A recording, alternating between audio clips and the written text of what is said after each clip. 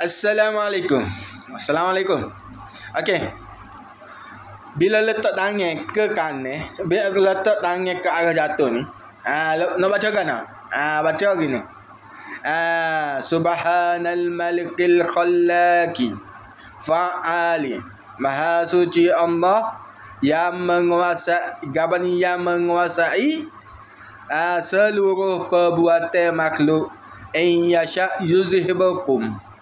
Jika ia mahu, jika ia kehendak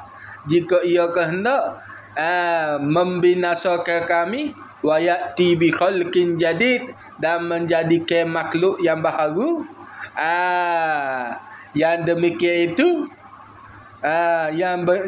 itu tentu tentulah yang demikian itu tidaklah sukar bagi Allah untuk melakukannya.